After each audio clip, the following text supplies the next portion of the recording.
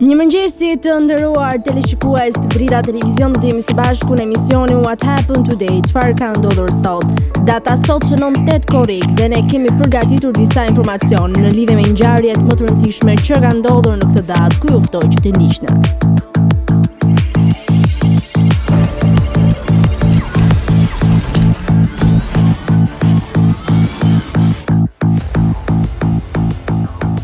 Tet korrik. Ngjarje 1497.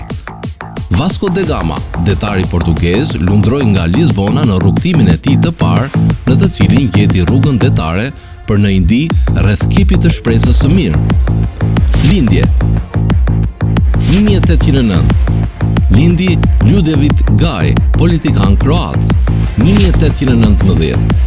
Lindi Vatroslav Lisinski, kompozitor kroat.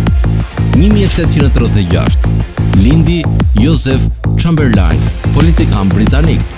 1885. Lindi Ernest Bloch, filozof gjerman. 1951. Lindi Angelica Houston, aktore amerikane. 1960. Lindi Ena Begovic, aktore kroate. Vdekje 1873. Vdiq Frank Xaver Winkelhalter, portretist dhe litograf gjerman. 1934. Vdiq Kristor Luarasi, botues dhe veprimtar i rilindjes kombëtare shqiptare. 1949. Vdiq Joaquin Torres Garcia, piktor dhe shkrimtar uruguayan. 1967. Vdiq Vivien Leigh, aktore teatr dhe filmi anglez. 2006. Vdiq Pjetër Abnori, shkrimtar dhe politikan shqiptar.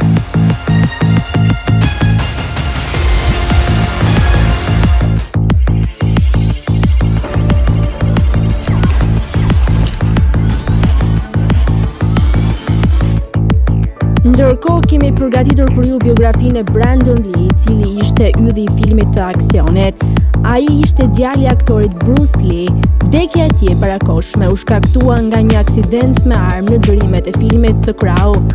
Por kush ishte Brandon Lee? Brandon Lee është djali i yllit të arteve marciale Bruce Lee. Pas vdekjes së babait të tij, Lee u transferua në Seattle me nënën e tij dhe motrën. La fakultetin dhe filloi aktrimin. Lee mori pjesë në filmin The Crow dhe gjatë produksionit të aksidentuar u qëllua nga një armë mbështetëse kishte trajtuar dhe vdiq nga lëndimi. Jeta e hershme. Ai lindi më një shkurt të vitit 1965 në Kaliforni.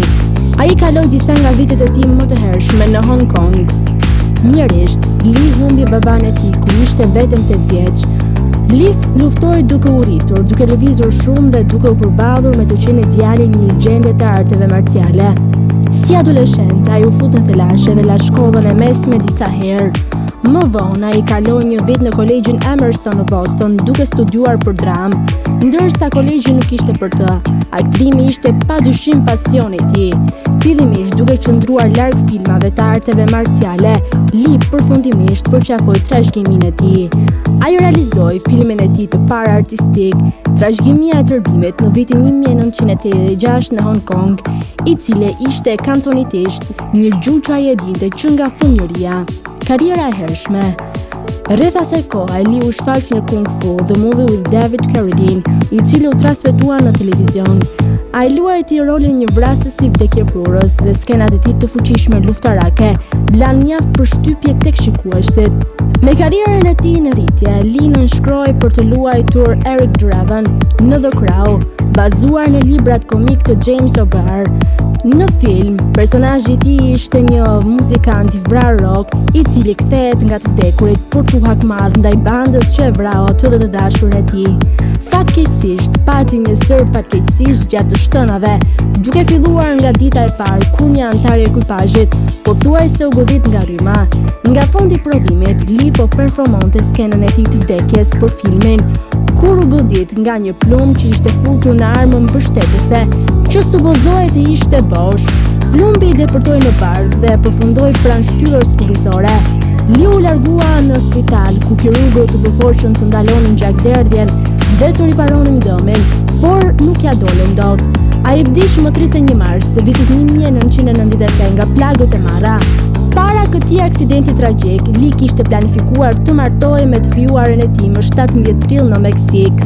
Në vend të kësaj, ai u varros pranë babait të tij në Seattle më 3 prill të vitit 1993. Për muaj të tërë, historitë rrotulliseshin rreth asaj nëse të shtonat ishin të qëllimshme apo jo. Pati një hetim i cili përcaktoi se vdekja e tij ishte një aksident, rezultati i mos kontrollimit të duhur të armës mbështetëse midis përdorimeve. The Crown u publikua vitin e ardhshëm pasi u xhirua skena shtesë për të përfunduar filmin. Audienca doli me shumicë për të parë filmin e fundit të Lee.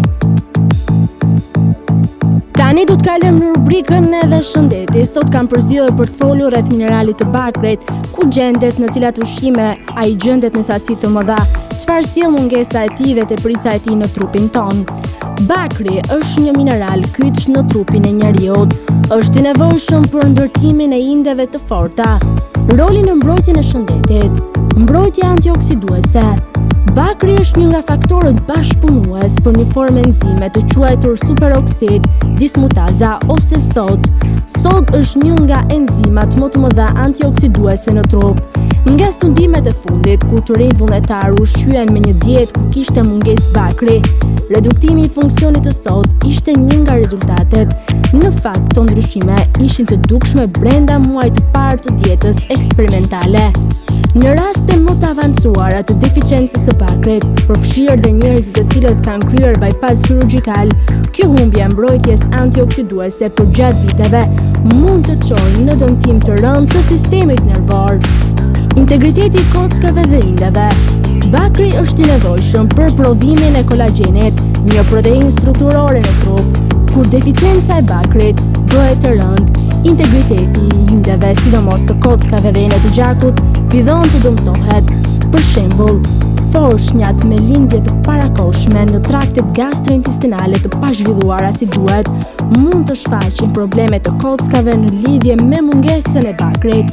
Bakri luan dy role kyçe në prodhimin e energjisë. Fillimisht ndihmon në inkorporimin e hekurit në ruazat e kuqe të gjakut, duke parandaluar anemin. Së dyti është i përfshirë në gjenerimin e energjisë nga karbohidratet brenda qelizave. Secila prej këtyre funksioneve të hekurit kërkon hekur dhe për këtë arsye, simptomat e deficiencës mund të imitojnë ato të deficiencës së hekurit. Thjerrzat dhe farat e susamit janë dy ushqimet më të shëndetshme të pasura me bakër. Gjithashtu, bakri është mjaft i rëndësishëm në balancimin e duhur të kolesterolit. Me përjashtim të karkalecave, të gjitha ushqimet e tjera që janë të pasura me bakër janë ndër ushqimet më të shëndetshme në botë, pra ushqimet me bazë bimore. Të parat renditen, farat e susamit, arrat dhe fasulet e sojës.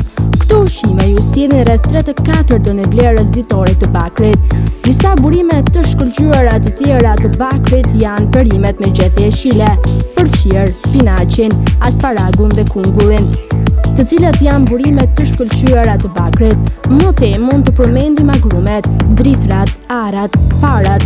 Sipas një analize statistikore të publikuar në vitin 2011, rreziku për shfaqjen e mungesës së bakrit është rritur te mase vitet e fundit.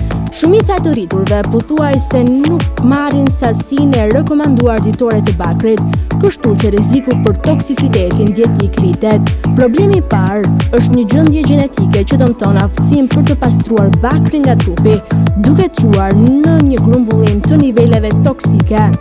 Disa nga sëmundjet që sjell mungesa e bakrit: anemi, kolesterol i lartë, lodhje, imunitet i dobët, osteoporozë, aritmi kardiake, artrit.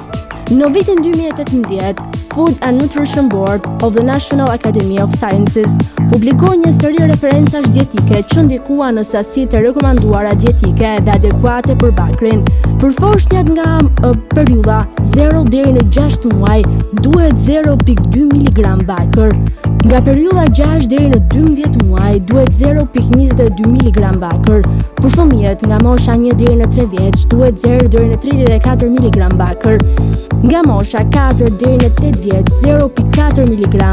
Nga mosha 9 deri në 13 vjeç 0.7 mg. Në moshën 14 deri në 18 vjeç duhet një sasi më e madhe e bakrit, 0.89 mg. Nga në mosha 19 e sipër duhet 0.9 mg bakër në ditë, ndërsa për femrat shtatzën duhet 1 mg bakër. Tani u ftoj të ndiqni parashikimin e motit në territorin shqiptar. Territori shqiptar për datën 8 korrik 2026 do të karakterizohet nga kushte atmosferike të qëndrueshme, me dominim të kthjellimeve dhe intervaleve të gjata me diell në të gjithë territorin. Pranësira të pakta kalimtare do të shfaqen vetëm përgjatë reliefit malor gjatë orëve të pasdites, pa reshje. Temperaturat do të mbeten tipike verore me një rritje të lehtë në disa zona të vendit. Paraditja do të jetë kryesisht me diell në të gjithë territorin, ndërsa në zonat e izoluara do të ketë vranësira të pakta kalimtare. Pasditja vijon me mot të ngrohtë dhe të qëndrueshëm. Temperaturat minimale do të zbresin deri në 15 gradë Celsius, ndërsa ajo maksimale do të arrijë deri në 36 gradë Celsius. Gjatë ditës pritet rreth 11 deri në 13 orë me diell. Era do të fryejë lehtë nga drejtimi veri perëndimor me shpejtësi 2 deri në 5 metra për sekond. Deti do të ketë dallgëzim të ulët rreth 1 deri në 2 ballë. Indeksi ultraviolet për Tiranën pritet të jetë i lartë rreth 8 deri në 9. Sipas të dhënave astronomike, lindja e diellit në Tiranë do të jetë rreth orës 5:08 minuta, ndërsa perëndimi rreth orës 20:23 minuta. Temperaturat minimale dhe maksimale në disa qytete kryesore të Shqipërisë do të jenë si më poshtë. Shkodër, 21 deri në 36 gradë Celsius. Kukës, 18 deri në 32 gradë. Peshkopi, 17 deri në 30 gradë. Tiranë, 20 deri në 35 gradë. Durrës, 24 deri në 32 gradë.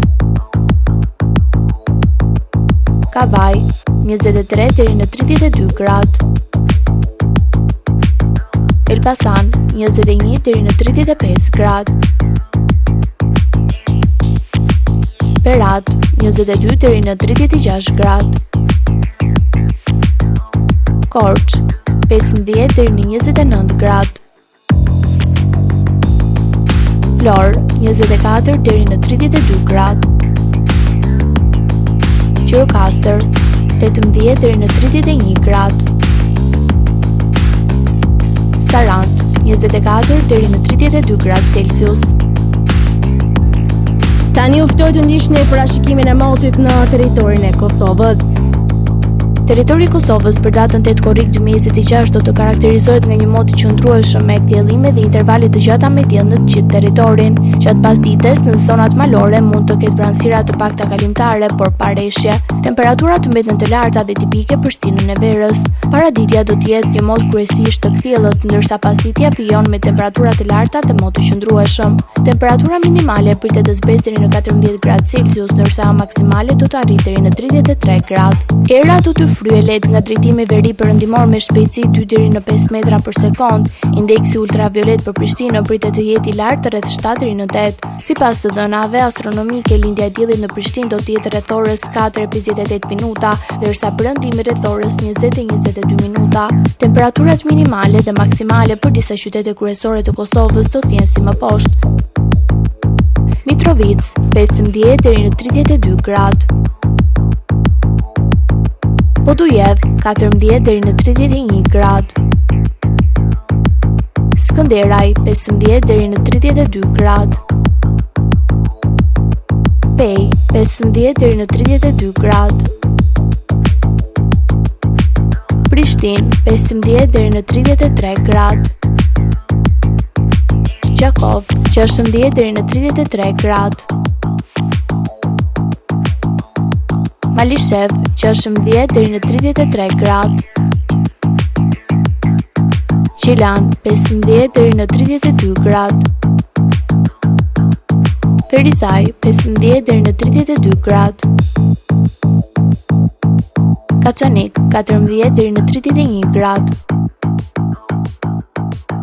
Suharek, 16 deri në 33 gradë. Prizren, 16 deri në 33 gradë Celsius. Të nderuar teleshikues të Drita Televizion, kjo ishte gjithçka e përgatitur në këtë emision. Ndërkohë, ju ftoj të na ndiqni në rrjetet tona sociale, Instagram, TikTok, Twitter dhe Facebook. Gjithashtu, nëse dëshironi që të na ndiqni live, mjafton të klikoni në webdrita.tv. Kjo ishte gjithçka e përgatitur në këtë emision dhe ju ftoj të ndiqni programacionin në vijim të Drita Televizion.